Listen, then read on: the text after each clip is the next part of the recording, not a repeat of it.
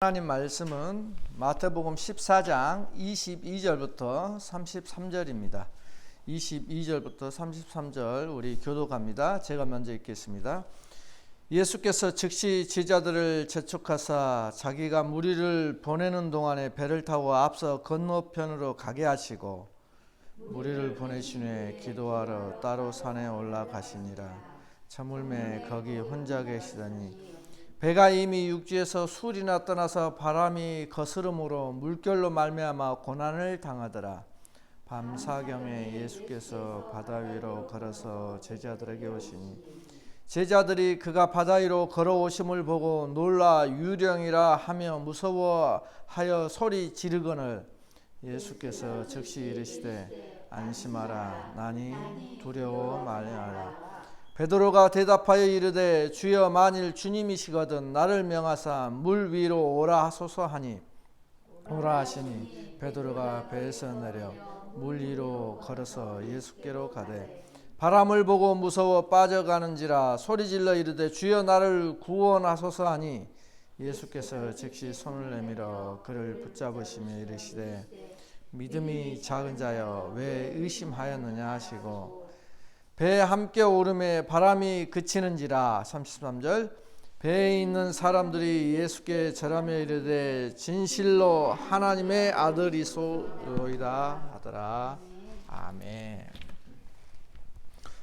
오늘 말씀은 우리가 잘 알고 있는 풍랑 위를 걸어 바다 위를 걸으신 물 위를 걸으신 기적에 대한 말씀입니다. 많은 사람들이 사람이 어떻게 물 위를 걸을 수 있느냐, 이거 뻥 아니냐 이렇게 이야기를 하죠. 그러나 예수님께서 지금 보여주시고자 하는 것이 뭐예요? 계속 기적을 베푸시고 물고기 떡 5개와 물고기 2마리 5병의 기적도 사람이 뭐 기적을 일으킬 수 있나요? 없잖아요. 근데 지금 예수님께서 그런 기적들을 통해서 보여주시고자 하는 게 있죠. 알려주시고자 하는 게 있죠. 예수님이 하나님이시다. 이걸 가르쳐 주시는 거죠. 신이시라는 걸. 그걸 보여주시는 거 아니에요? 능력을 보여주시는 거. 사람이 할 수 없는 하나님의 능력을 보여주시는 거죠. 그러면서 그 능력뿐만 아니라 그런 오병이어를 통해서 말씀하고자 하시는 것, 또 오늘은 풍랑 위를, 바다 위를, 물 위를 걸으시면서 무엇을 이 기적을 통해서 이러한 사건들을 통해서 무엇을 가르쳐 주고자 하는 것인지 그게 이제 더 중요하죠. 그 내면 속에 있는 게 22절에 보면 제자들을 재촉해서 보내요. 재촉해서 왜 재촉해서 보내실까? 그리고 예수님을 그 오병이어 기적 때 얼마나 많이 몇몇 명이 온 거죠. 남자만 5,000명을 먹였으니까 이 수많은 무리들을 다 쫓아 보내시죠. 집으로 다 돌려보내시죠. 왜 그랬을까? 근데 그 이유는 한 가지가 더 나와요. 요한복음 6장 15절에 보면 이렇게 말씀합니다. 그러므로 예수께서 그들이 와서 자기는 예수님이에요. 예수님을 억지로 붙들어 임금으로 삼으려는 줄 아시고 다시 혼자 산으로 떠나가시니라. 오늘 사건도 그거죠. 이거다가요 똑같죠. 억지로 왕 삼으려고 하는 사람들이 이제 사람들의 마음이죠. 요즘 한국은 뭐 이제 대선 내년 하면 대통령 선거를 하죠. 근데 사람들의 제일 원하는 대통령은 어떤 대통령이에요? 사람들이 가장 원하는 대통령은 요즘은 뭐 정의로운 카리스마 있는 이런 대통령이 아니에요. 세계를 어디를 가나 미국도 마찬가지고 한국도 마찬가지고 뭘 해주는? 잘 살게 해주는. 잘 살게 해주는. 국민들의 요구사항은 하나죠. 나를 잘 살게 배부르게 해달라. 그거죠. 그러니까 여기서도 그냥 요즘 사람들의 이야기만 아니라 예수님 당시에도 그랬어요. 예수님이 오병이어 기적을 일으켜 버리니까 떡 5개하고 물고기 2마리로 5,000명 몇만 명을 먹이니까 사람들의 생각이 어때요? 이야 저분을 왕으로 삼으면 우리 일 않고 먹고 살겠다. 이 당연한 생각 아니에요, 사람이라면. 그래서 임금 삼으려고 하는 거죠. 왕 삼으려고 하는 거예요. 그래서 이 제자들을 재촉해서 보내는 거예요. 이 재촉하다라는 말이 헬라어로 아낭카조라는 말인데 억지로 시키다, 강요해서 보내다는 거예요. 그러니까 억지로 막 제자들을 떼어내서 무리 속에서 떼어내서 막 보내는 거예요. 바다 건너편으로. 억지로, 강요로. 왜 그랬을까? 이제 이게 그거죠. 왜 억지로 예수님이 재촉해서 제자들을 보냈을까? 그것은 이 사람들의 생각에 오염되지 않도록. 사람들의 생각은 지금 예수님을 왕 삼으려고 하는 거죠. 근데 좋은 왕이 성경에서 말하는 우리가 모시고 또 그의 말씀을 순종하며 따라가야 할 왕, 이 왕이 아니라 어떤 왕? 내 배를 채워줄 그 왕을 원한 거죠. 그래서 제자들이 거기에 현혹되지 않도록 빨리 보내시는 거예요. 억지로 떼어서 빨리 너희들 가라, 강제로 빨리 보내는 거예요. 왜? 사람들의 관심은 오직 배부른 것만 관심이죠. 요즘 대통령 선거의 기준처럼 신령한 것, 영혼에는 관심이 없죠. 하나님 나라, 그것은 뭐 교회 다니는 사람들의 생각, 그것만 니들만 생각하는 거 아니냐? 천국이 있는지 지옥이 있는지 어떻게 아냐? 그렇게 생각을 하죠. 근데 이제 재미있는 그것이 있는데 모든 종교에는 뭐가 있어요?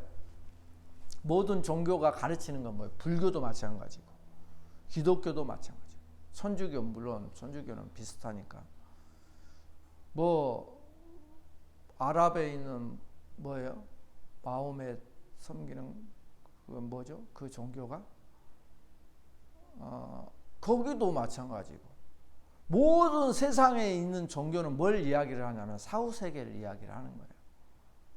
죽음이 끝이 아니다. 죽음 후에 세계가 있다. 이걸 가르치고 있는 것이 모든 종교의 특징이에요. 그런데 이제 그것은 종교인들만, 니들만 그렇게 생각하고 있는 것이지 증명할 수 없는 거니까. 근데 재밌는 것은 우리가 예수를 믿다가 예수를 잘 믿는다는 것은 참으로 멋진 삶이죠. 인간이 보기에도. 왜 그러냐면 정말로 다른 사람을 섬겨주며 사랑으로 돌봐주며 이렇게 정말로 이 세상을 살아가면서 예수님이 말씀하신 대로 살아가면 그 사람은 어때요? 멋지지 않나요? 그죠? 그렇게 열심히 살아가다가 죽었어. 그런데 진짜 천국과 지옥이 없어. 그러면 완전 손해인가요? 그건 아니잖아요. 이 땅의 삶이 아름다운 삶이었잖아요. 그죠? 누군가의 기억 속에 저 사람의 삶은 참 아름다웠다. 항상 못 잊잖아요. 그 사람, 그런 사람에 대해서는. 그런 것을 남기는 거예요. 내가 죽었을 때, 야, 악마 잘 갔다. 이것이 이렇게 생각한다면 그건 이 세상의 삶이 망한 삶이잖아요. 근데 이제 그렇게 예수님 말씀대로, 성경대로 이렇게 열심히 살다가 죽었어. 근데 천국과 지옥이 없어. 그래도 보람 있는 인생을 산 거 아니에요? 솔직히. 그러나 이렇게 살다가 죽었어. 근데 뭐가 있어요? 진짜 천국과 지옥이 있으면 어떻게 되겠어요? 예수 믿은 사람은 대박. 왜? 우리가 감당할 수 없는 것을 우리는 받잖아요. 그리고 그 삶을 영원히 살잖아요. 그러면 대박인 거예요. 대박. 그렇기 때문에 우리가 이 땅을 살아가면서 사후 세계를 있냐 없냐, 많은 종교들은 있다고 바라보는 거예요. 모든 이 세상의 종교들은. 그러나 그런 종교를 갖고 있지 않은 사람들의 마음속에는 모른다. 있는지 없는지 모른다. 이렇게 생각하고 살아가는 거예요. 어떤 삶이 더 좋을까? 한번 생각해 보세요. 예수를 믿지 않아도 그걸 기준으로 한번 생각해 보라고요. 어떤 삶이 더 좋은지. 그래서 사람들이 이 예수님을 가지고 자기들의 배를 채우려고 하는 세상의 왕을 삼으려고 했을 때 제자들이 거기에 예수 믿는 사람이 그런 사상에 내가 예수 믿으면서 그런 세상 가치에 휘둘리지 않도록 예수님은 제자들을 보내시는 거예요. 그래서 예수님이 그렇게 재촉해서 보낸 이유는 이런 세상의 헛된 축복을 기대할까 봐 이 세상의 삶이 다인 줄 아는 세상 사람들의 삶 속에서 이 세상이 다가 아니고 오는 세상이 있다는, 우리의 죽음이 새로운 세상을 여는 것이라는 것을 예수님은 알고 계시죠. 왜? 그 세계에서 오셨으니까. 예수님은 23절에 보면 무리를 보내신 후에 그렇게 기도하러 따로 산에 올라가시는 이야기가 나와요. 예수님께서 따로 산에 올라가서 기도를 하셔요. 기도의 이유가 뭘까요? 무엇을 위해서 기도했을까요?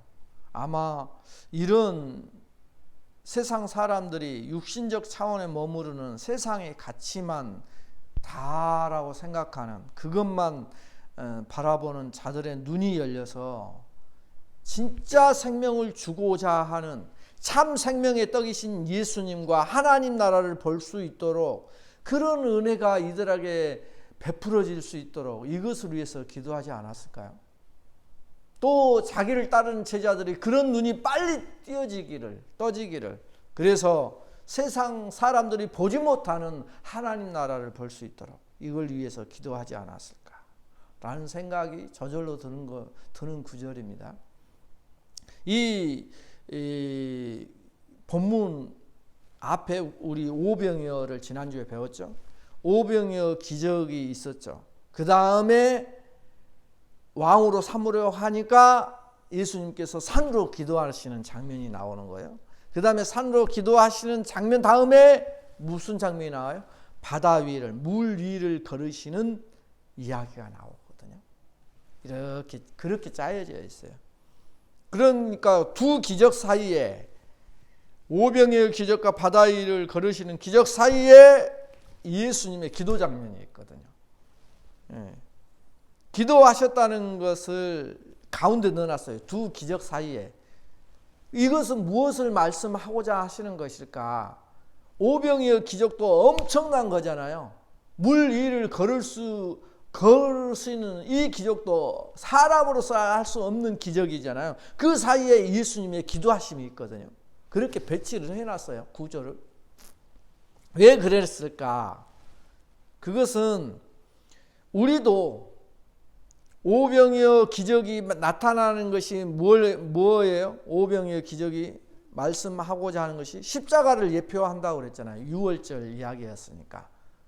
떡을 떼어서 굶주린 자들의 배를 채워서 육신을 살리는 것처럼 예수님의 몸과 피가 찢어지고 뜯어져서 우리의 영을 살리는 그것을 예표하는 것이 오병이어 기적이거든요. 그것처럼 이제는 바다 위를 걸으시는 사건이 무엇을 나타낼까? 이걸 말하는 거죠. 그러므로 우리가 이것은 바다 위는 부활을 상징하거든요. 그것을 십자가와 부활 사이에 이 산으로 올라가셔서 예수님이 기도하셨다는 것을 이렇게 구조적으로 배치하는 이유는, 우리도 십자가를, 이 세상을 살아가면서 자기 십자가를 지고 또 예수님처럼 이런 부활을 경험하기 위해서는 반드시 뭐 해야 한다? 예수님처럼 기도해야 하는 삶이 필요하다. 이걸 말씀하는 거예요. 예수님께서 그걸 직접 보여주시는 거예요. 오병이어 기적, 자기가 십자가를 이제는 십자가에서 죽어야 하는 이러한 것, 그 다음에 바다 위를 걸으시는 이거 부활 사건을 가지고 그 사이에 기도하신 것은 우리의 삶이, 우리가 예수 믿으면서 이 육신이 이 땅에서 살아있는 동안 이러한 것을, 십자가와 부활을 경험하기 위해서는 반드시 하나님 앞에 기도하는 것이 필요하다. 이 기도를 통해서 우리가 십자가를 질 수도 있고 또 우리가 죽은 것 같으나 다시 살아나는 부활을 경험할 수 있는, 부활의 그러한 역사를 체험할 수 있는 이러한 것들을 이야기하고 싶은 거죠. 그러면 바다 위를 걸으시는 이 기적이 무엇을 이야기하기길래 부활을 이야기하는 것일까? 이게 궁금하시죠? 그죠? 바다 위를 걸으신, 바다 풍랑 위를 걸으신 것은, 여기서 바다라고 이야기한 것은 진짜 바다가 아니죠. 그냥 바다로 표현되는 호수예요. 엄청 큰 호수, 갈릴리. 그러면 이 바다가 상징하는 건 뭐였어요? 성경에서 기억나요? 성경에서 바다가 상징하는 걸 뭘 상징해요? 세상 나라를 상징한다고 그랬잖아요. 성경에서 말씀하는 바다는 세상을 상징해요. 하나님 나라를 대적하는 세상 나라를 상징하는 거예요, 바다. 그래서 마태복음 8장에서 이 사건이 한 번 더 나오죠. 마태복음 8장에서 풍랑을 잠잠케 하시잖아요. 그 다음에 오늘 14장에서는 그 바다 위에 서서 정복을 하는 모습으로 나타나요. 풍랑을 잠잠케 하신 그 예수님이 이제는 그 바다 위에 서서 정복하시는 모습으로 오늘은 나타나는 거예요. 오병이어가 십자가를 상징한다겠죠. 왜? 유월절을 상징하기 때문에.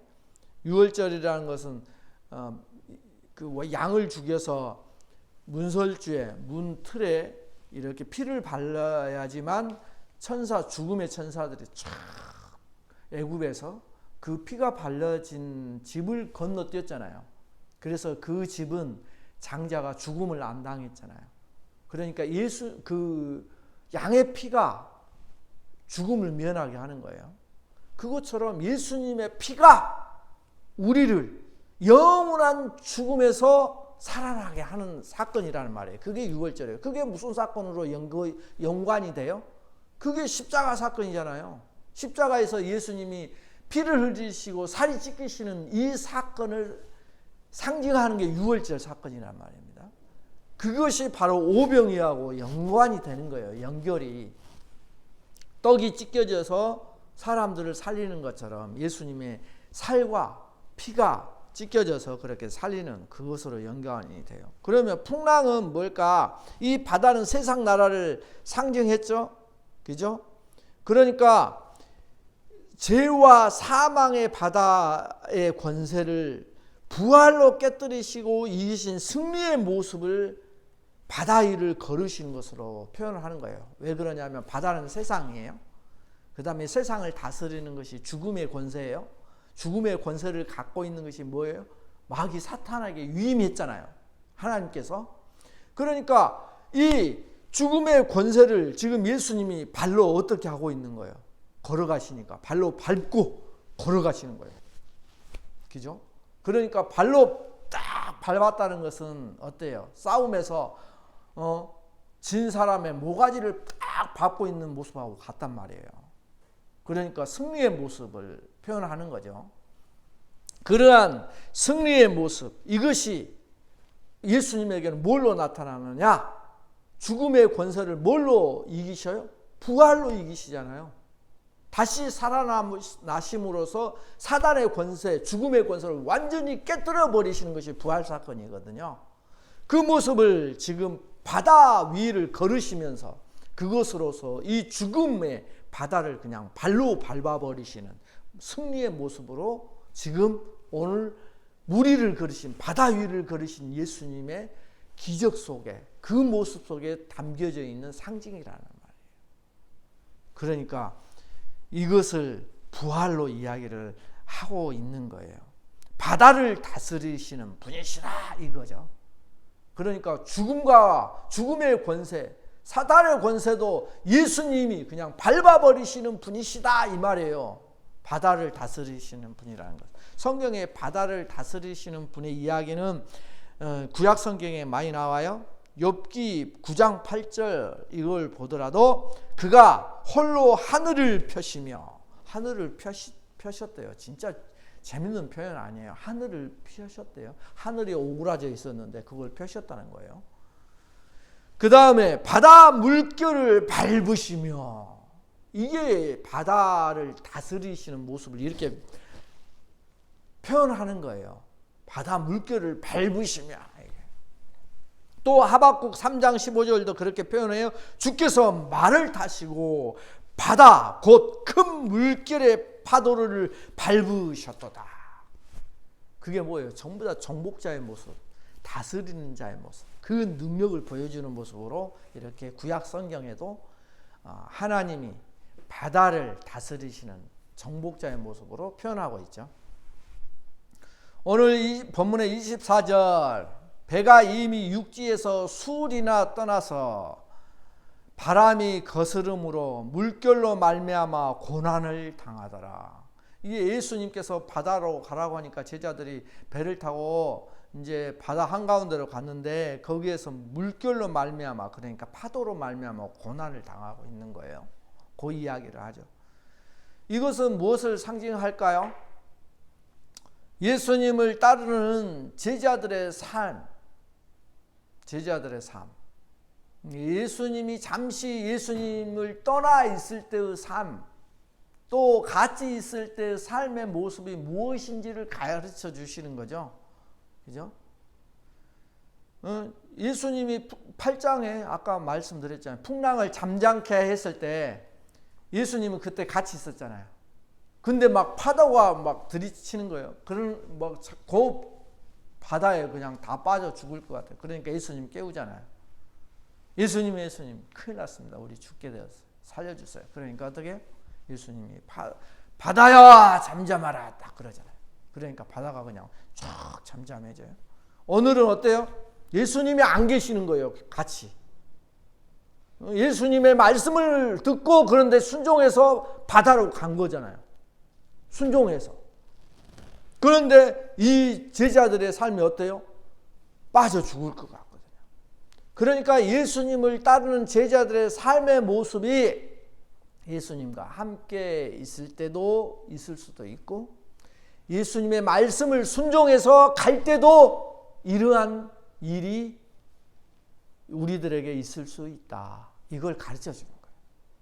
예수님이 나와 같이 있어도 이런 고난이 오고, 예수님의 말씀을 순종해서 떠나는데도 이런 고난이 오고, 이런 삶이 제자들에게 있다는 것을 가르쳐 주는 거죠. 물론 제자들에게 나타나죠. 이런 삶이. 예수님이 있을 때도 고난을 당하죠. 그리고 예수님이 이제 부활 후에 떠나신 후에도 결국은 잡혀서 그냥 사형을 당하잖아요. 이런 삶이 있을 거라는 것을 예고하는 예고편이에요. 이것은 뭐예요? 제자들의 삶의 모습만 그래요? 우리도 예수님을 따르는 사람, 성도들인데, 그럼 우리의 모습도 이런 삶이 있다는 거죠. 누구에게나. 그러면 나는 무엇을 위해서 기도해야 할까요?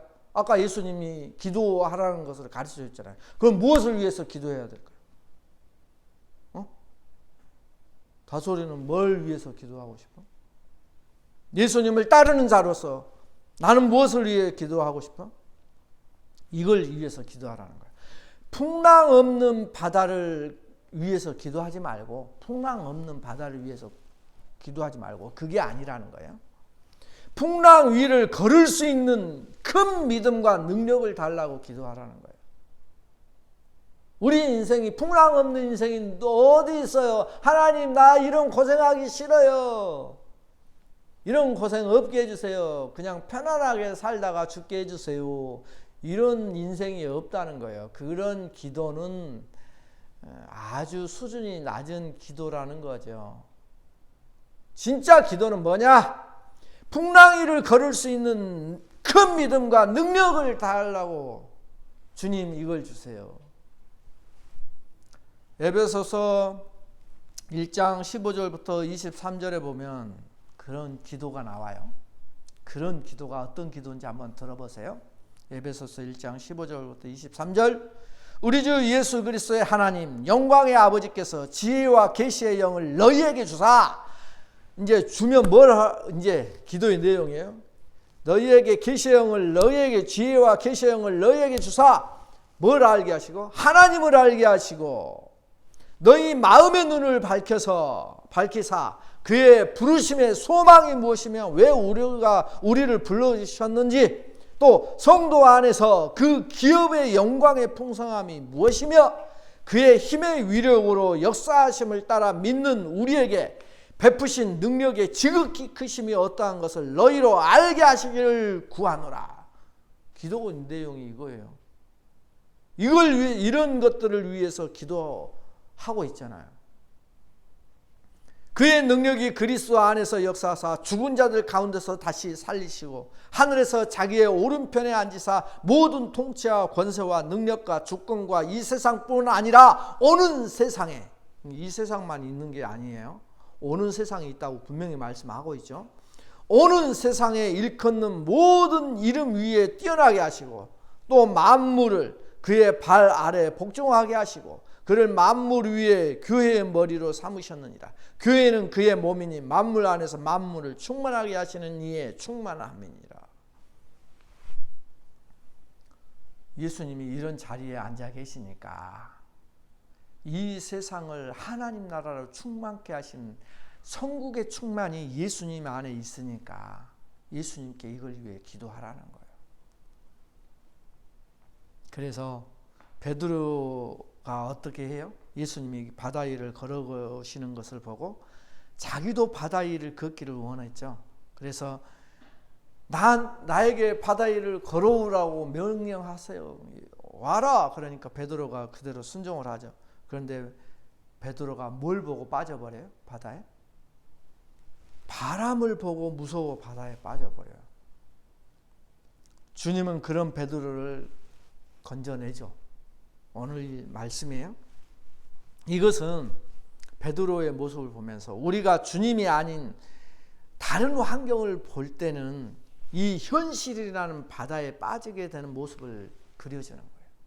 주님을 안 보고 바람을 봤을 때 그냥 푹 빠져버리거든요. 그러니까 우리가 하나님을 바라보지 않고 천국을 바라보지 않고 현실을 바라버리면 우리가 어떻게 된다고요? 우리도 낙담을 하고 어떻게 돼요? 거기에 그냥 빠져버리는 거예요. 그러한 이야기를 해주는 거예요. 그래서 오직 주님만 바라봐야 빠지지 않는다는 것을 말씀하는 거예요. 그러나 우리는 어때요? 우리는 강한 존재가 아니죠.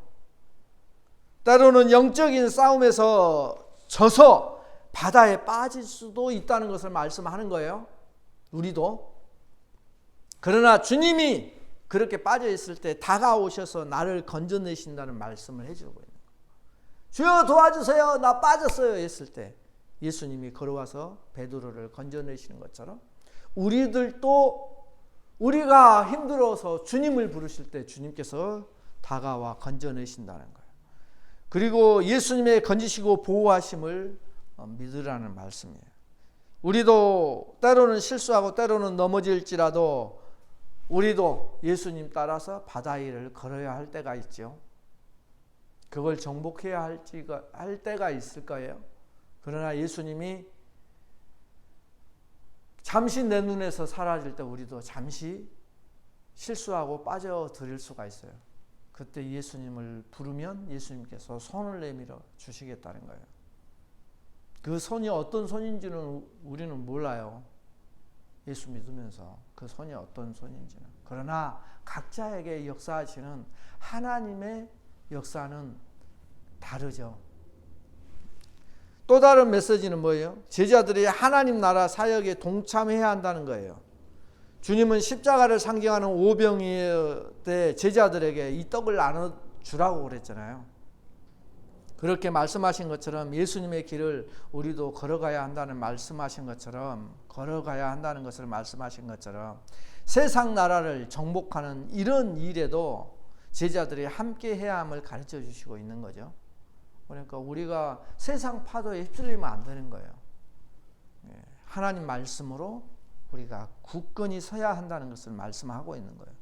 비록 세상 나라와 싸울 때 실수가 있고 넘어짐이 있더라도 주님이 다시 우리를 일으켜 주실 것이라는 것을 베드로를 통해서 보여주는 거예요. 교회가 뭐예요? 교회는 세상 나라와 싸워서 하나님 나라를 이 땅에 세워가는 군대인 거예요. 그게 교회예요. 영적 정쟁에서 우리는 이겨야 되는 거예요. 12 제자에게 사람을 살리는 일에 동참할 것을 말씀하시고 그런 일에는 고난이 따를 것을 말씀하시는 본문이 오늘 본문이에요. 아시겠죠? 오늘 본문이 그거예요. 그냥 바다 위를 걸으시는 이야기가 아니라 사람을 살리는 일에 동참하라는 거예요. 사람을 살리는 일에. 그 일에는 고난이 따를 것입니다. 그래서 베드로에게 31절 마지막이죠. 믿음이 적은 자야. 이렇게 이야기를 하시죠. 베드로가 빠지고 나니까. 너 믿음이 왜 이렇게 적니? 그러면서 뭐라고 그래요? 뭐가 믿음이 적다는 거예요? 그거 읽어보세요. 뭐가 왜 믿음이 적은 것을 뭐로 대처를 하고 있어요? 믿음이 적은 자여 무엇이? 왜 의심하느냐? 믿음이 적은 자를 의심으로 표현하고 있죠. 우리가 믿음이 적은 모습은 의심할 때, 믿음이 적은, 우리 의심할 때 있어요, 없어요? 있죠. 그러니까 우리 믿음이 적은 거예요. 베드로도 마찬가지였어요. 의심했다는 거예요. 그래서 빠진 이유는 의심해서 그런 거예요. 진짜는. 의심해서. 예수님이 오라고 했는데 딱 갔는데 의심이 들어. 이거 물에 빠져야 되는 거 아닌가? 예수님이 아무리 하나님의 아들이지만 그러니까 푹 빠져버린 거예요. 우리가 신앙생활 할 때 의심이 많이 있잖아요. 그것은 왜 그러느냐? 이유는 하나, 믿음이 적기 때문에. 그러면 중요한 것은 큰 믿음이 있어야 되잖아요. 큰 믿음은 뭘까요? 그러면 쉽잖아요. 믿음이 적은 것은 의심하는 것. 큰 믿음은 의심하지 않는 거예요. 그러니까 그 믿음이 큰 믿음이에요. 큰 믿음, 의심이 없는 것, 그것을 다른 오늘 마태복음에서 계속 이야기하는 모습은 어떤 모습이에요? 어린아이와 같은 자예요. 또 다른 말로 산상수훈에서는 심령이 가난한 자의 모습이에요. 그렇게 표현한 거예요. 믿음이 큰 자의 모습은. 그래서 마태복음 16장 16절에 보면 이제 14장이니까 16장 얼마 안 남았죠. 시몬 베드로가 대답하여 이르되 주는 그리스도시요 살아계신 하나님의 아들이십니다. 이렇게 고백을 해요. 이게 예수님께서 칭찬하시는 베드로의 고백이요. 뭐 때문에 이렇게 변했을까? 오늘 이 사건 때문에 그러지 않았을까? 예수님이 그러잖아요. 빠져가는 베드로, 예수님 나 살려주세요. 그러니까 건져주시면서 이 믿음이 적은 자여 왜 의심하느냐. 그렇게 이 책망을 들었단 말입니다. 내가 의심이 드는 순간 바다에 빠졌구나. 이 체험이 베드로에게 마태복음 16장에 가서 2장 더 뒤로 가서 주는 그리스도시요 살아계신 하나님의 아들이십니다 라는 고백을 하게 만들었을 기적의 사건이고 바다에 빠진 베드로의 모습이었을 거예요. 우리도 우리의 믿음도 앞으로 이런 베드로의 장성한 자의 분량까지 이렇게 자라나려고 하면 반드시 필요한 게 이런 것들이 아닐까. 이런 실수가 아닐까. 이런 적은 믿음을 가지고 하나님 나 살려주세요 라는 그때 내 믿음이 자라지 않을까 라는 말씀을 오늘 본문은 하고 있는 것 같습니다. 오늘 우리 다 같이 정말 하나님 말씀으로 승리하는 그러한 큰 믿음을 갖기를 주의 이름으로 축원합니다.